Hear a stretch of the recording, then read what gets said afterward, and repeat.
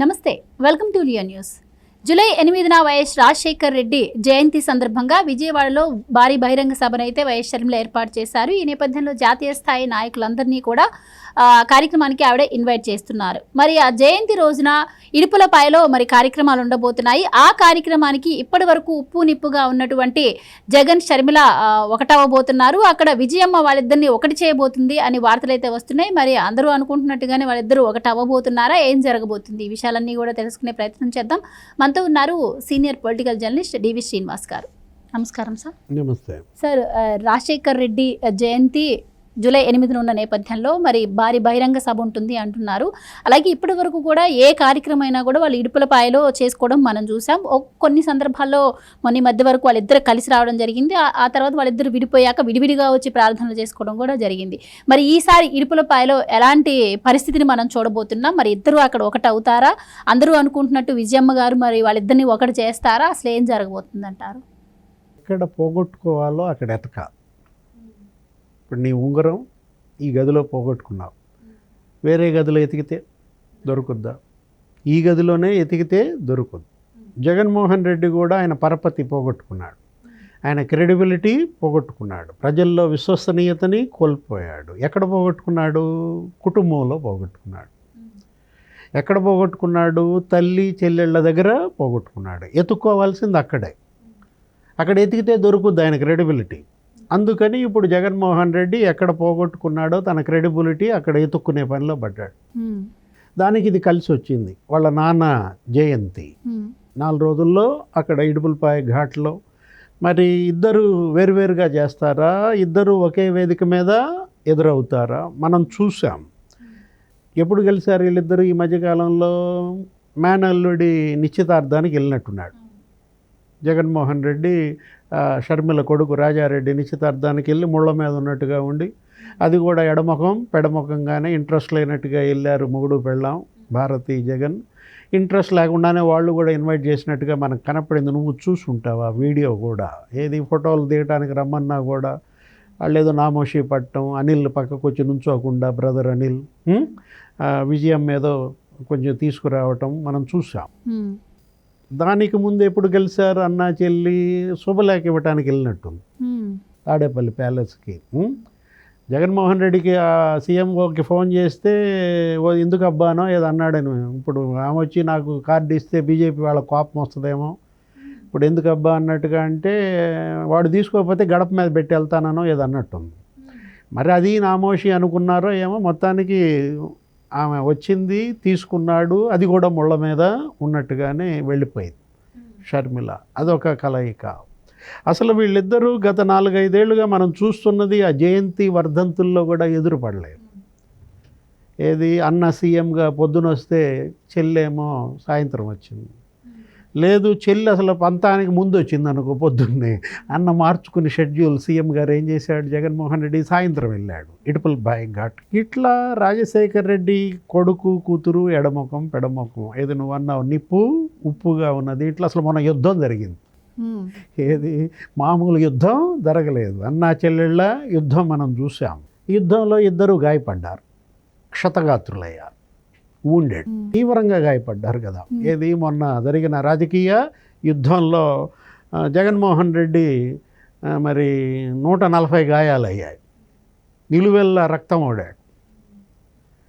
అంటే మళ్ళీ నువ్వు రక్తం అంటే నిజంగా మళ్ళీ వివేకానంద రెడ్డి బ్లడ్ గుర్తు వస్తుంది నీకు. అది కాదు నేను అనేది. ఏంటంటే ఆ రాజకీయ యుద్ధంలో 151 సీట్ల నుంచి 11 సీట్లకు పడిపోయాడు. ఎన్ని గాయాలు లెక్కపెట్టు. 151 - 11 140 గాయాలు అయిన దీంట్లో మరి అన్న గాయాలకి చెల్లి మందేస్తుందా? అన్న గాయాలకి మందేయటానికి చెల్లి తండ్రి జయంతి ఉపయోగపడుతుందా? అసలు చెల్లి గాయపడిందిగా మర్చిపోయా.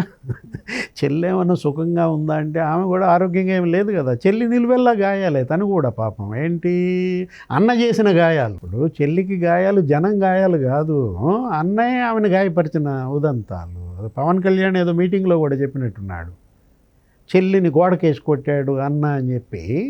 అదేదో ఆస్తి పంచాయతీలో నిజంగా కొట్టాడో లేదో మనకు తెలియదు, కానీ అలా ప్రచారం జరిగింది. ఏదో ఆస్తి పంచాయతీల్లో ఒకసారి ఎప్పుడో తల్లిని తీసుకుని ఏమో వెళ్తే మ్యాన్ హ్యాండ్లింగ్ జరిగింది అన్నట్టుగా కూడా ప్రచారం జరిగిన దీంట్లో వాళ్ళు ఒకవేళ అది అబద్ధం అయితే ఖండించాలా, అటు అన్నా ఖండించలేదు, చెల్లి ఖండించలేదు ఆ వ్యాఖ్యలని, కాబట్టి మరి కొట్టాడనే జనం అనుకుంటున్న దీంట్లో అన్న చేసిన గాయాలు మరి చెల్లి అదే కాదు కదా, ఎన్నికల్లో కూడా తను ఓడిపోయింది.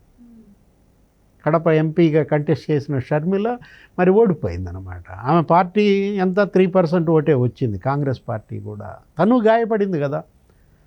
ఇప్పుడు ఇవి రాజకీయంగా గాయపడటం కాదు షర్మిల, అటు కుటుంబ పరంగా గాయాలు, ఇటు ఏది అన్న ఆస్తుల పరంగా గాయాలు, అనేక విధంగా మరి గాయపడినటువంటి షర్మిల జగన్తో రాజీకి సిద్ధపడుతుందా?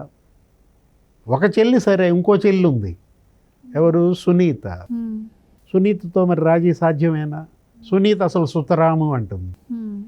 ఏది అసలు రాజీ పడే ప్రసక్తే లేదు, అది హంతక పార్టీ అని కదా. వీళ్ళిద్దరూ మొన్న ఎన్నికల్లో కూడా గోల పుట్టించింది, కొంగు జాజి కన్నీళ్లతో ఓట్లు అడిగారు కదా. హంతక పార్టీ జగన్మోహన్ రెడ్డిని ఓడించమన్న దీంట్లో ఇప్పుడు తల్లే కొడుకు పార్టీకి ఓటేయొద్దని వీడియో వదిలింది. అవినాష్ రెడ్డిని ఓడించండి, నా కూతుర్ని గెలిపించండి అని విజయమ్మే అన్న దీంట్లో మరి ఈ గాయాలు మరి మనుపడతాయా? రేపటి జయంతి 8వ తారీఖు రాజశేఖర్ రెడ్డి ఆ ఇడుపులపాయలో వీళ్ళిద్దరూ ఎదురుపడతారా, లేదు గతంలో లాగానే పొద్దున ఒకడు వచ్చి సాయంత్రం ఒకళ్ళు వస్తారా? వేరువేరుగా చేస్తున్నారా వేడుక, అది ఆ కార్యక్రమాలు? ఏది షర్మిలేమో విజయవాడలో ప్లాన్ చేసింది, ఎక్కడ దానికి సోనియాని రాహుల్ని కూడా పిలిచింది. తెలంగాణ సీఎం రేవంత్ రెడ్డిని కూడా మొన్న వెళ్ళి ఇన్వైట్ చేసింది. ఇవాళ కర్ణాటక డిప్యూటీ సీఎంని కూడా ఇన్వైట్ చేసింది, డీకే శివకుమార్ని కూడా. మీరు చెప్పిన దాన్ని బట్టి చూస్తే మొన్న ఈ మధ్య ఆవిడ ఒక స్టేట్మెంట్ కూడా ఇచ్చారు, పిల్ల కాలువలన్నీ కూడా సముద్రంలో కలవాల్సిందే అని చెప్పి ఆవిడ ఒక స్టేట్మెంట్ కూడా ఇచ్చిన నేపథ్యంలో ఇప్పుడు పెద్ద పెద్ద వాళ్ళందరూ కూడా వస్తున్నారని చెప్తున్నారు. మరి ఏమన్నా రాజీ పడే ప్రస్తావన ఏమైనా వచ్చే అవకాశాలు? విజయమ్మ మరి రాజీ సూత్రం ఏం చెప్పింది, రాజీ ఫార్ములా. నువ్వు రాజీ అంటే దానికి ఒక ఫార్ములా ఉండాలి. అందుకు ఇక్కడ బోల్డ్ ఫార్ములాలు రావాలి. ఇక్కడ ఏంటి, ఆస్తి పరంగా ఒక ఫార్ములా రావాలి, ఆస్తుల విభజన జరగాలి కదా. ఒకవేళ విజయమ్మ రాజీ చేస్తే మరి రాజీ పెద్దలు ఎవరు? రాజీ పెద్దలుగా నువ్వు విజయసాయి రెడ్డినో సుబ్బారెడ్డినో పెడతానంటే మరి షర్మిల ఒప్పుకోదు. రాజీ పెద్దలుగా ఎవరిని పెట్టాలి? కేవీపీని పెట్టుకోవాలి, పెట్టుకుంటే లేకపోతే ఉండవల్లి అరుణ్ కుమార్ లాంటి వాళ్ళని పెట్టుకోవాలి. మరి జరిగిందా రాజీ నిజంగానే? విజయమ్మ రాజీ సూత్రానికి జగన్మోహన్ రెడ్డి ఒప్పుకుంటాడంటావా? అసలు ఇక్కడ పంచాయతీ తెగాలి కదా. నీకు పంచాయతీ ఎప్పుడు తెగుద్ది? ఆస్తుల పంచాయతీ తెగేది కాదు. ఆస్తులు ఇవ్వడానికి మేడం భారత్ ఒప్పుకుంటారా? ఇప్పుడు ఇష్యూ ఎక్కడొచ్చింది? కొరుకుడు పడంది ఎక్కడ? సమస్య జగన్మోహన్ రెడ్డి కాదు. ఇక్కడ హర్డిల్, ఇక్కడ ప్రధాన అడ్డంకిగా ఉందెవరు? మేడం భారతి కదా. భారతి గారితో పంచాయతీ తెగుద్దా? సరే, మరో అడ్డంకి అవినాష్ రెడ్డి. భారతి మేడం చుట్టమే, ఆయన ఇద్దరు మేనమామ మేనత్త పిల్లలే అన్నమాట. అప్పుడు ఈ పెద్ద అడ్డంకి మెయిన్ హర్డిల్ భారతి, సరే ఎట కూడా దూకారు దాన్ని ఆ హర్డిల్. మరి అక్కడ ఇంకో హర్డిల్ ఉంది, ఏంటి? అవినాష్ రెడ్డి పంచాయతీ తెగుద్దా? అవినాష్ రెడ్డి పంచాయతీ తెగాలంటే ముందు సునీత ఒప్పుకోవాలి. సునీత ఇష్యూ ఇంకోటి ఉంది, ఏది? తను చెల్లే కదా. వివేకానంద రెడ్డి హత్య కేసు, తన తండ్రి హత్య కేసులో సునీత రాజీ పడుద్దా? సుతరాము పడదనమాట. ఏమిటి అసలు? ఆమె ఒక సందేశం ఇవ్వాలనుకుంటాను సమాజానికి. సునీత ఇచ్చే సందేశం ఇవాళ మనం ఏంటి? ఫ్యాక్షన్ మీద యుద్ధం ప్రకటించింది. ఏ ఫ్యాక్షన్కి అయితే తన తండ్రి బలి అయ్యాడో మళ్ళా ఇంకో తండ్రి బలి కాకూడదు. నాకు వచ్చిన ఆపద మరో ఆడబిడ్డకి రాకూడదని ఆమె ఫైట్ చేస్తాను. ఎవరు? సునీత. ఇప్పుడు గల్లీ నుంచి నీకు ఢిల్లీ దాకా కోర్టుల చుట్టూతో ఇంత యుద్ధం సునీత ఎందుకు చేసింది? అవినాష్ రెడ్డిని జైలుకి పంపడం కోసం కదా. మొన్న ఎన్నికల యుద్ధం అదే కదా.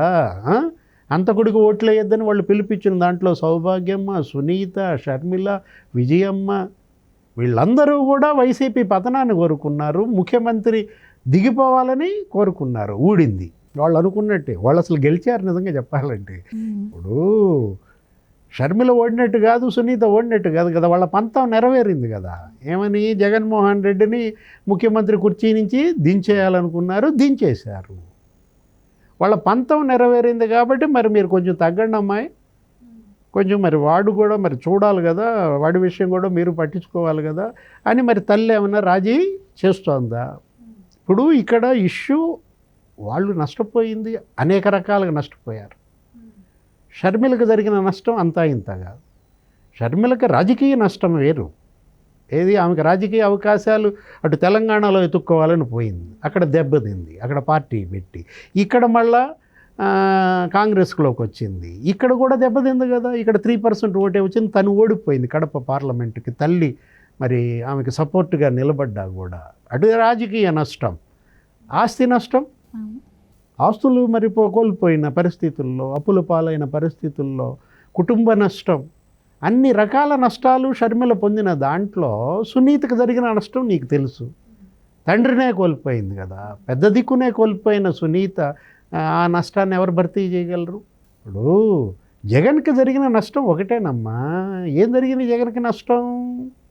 పోస్ట్ పోయింది, కుర్చీ పోయింది తప్ప ఆయనకేం నష్టమేమీ జరగలేదు. ఆయన సంపద ఏమీ పోలేదు కదా. ఆయన ఆస్తులు, ఆయన పార్టీ, ఆయన 40% ఓట్ బ్యాంక్ నాకు ఉందంటాడు కదా. ఇప్పుడు తర్వాత ఉంటుందో ఉండదో అది వేరే విషయం. నష్టపోయింది వాళ్ళు అన్నమాట. కాకపోతే మరి వాళ్ళ నష్టం భర్తీ చేయడానికి అన్న సిద్ధపడతాడా? ఆస్తి అయితే భర్తీ చేస్తాడు, సరే అది కూడా భారతి మేడం ఒప్పుకుంటే. మరి సునీతకు జరిగిన నష్టం తండ్రిని తేగలడా? ఈ పంచాయతీలన్నీ తేలాలంటే అయ్యేది కాదు, పెట్టేది కాదు. కాబట్టి మరి ఇక విలీనం నువ్వు అన్నట్టుగా ఏది రేపొద్దున సోనియా రాహుల్ వస్తున్నారు కాబట్టి విజయమ్మ ఒకవేళ జగన్ని ఒప్పించి జగన్ పార్టీని కాంగ్రెస్లో విలీనం చేస్తుందా? నువ్వు అన్నావు ఏంటి పిల్లకాలవలు సముద్రం ఏదో అన్నావు. ఇప్పుడు వైసీపీ పిల్లకాలవ కాంగ్రెస్ సముద్రంలో కలుపుద్దా విజయమ్మ అనే దాంట్లో?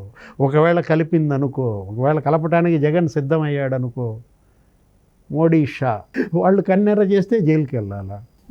ఏదైనా రేపటి జయంతి ఏది రాజశేఖర్ రెడ్డి జయంతి 8వ తారీఖు ఈ సమస్యలన్నిటికీ పరిష్కారం మరి ఆయన ఇస్తాడా? ఆయన ఆత్మ శాంతి ఇచ్చిందా?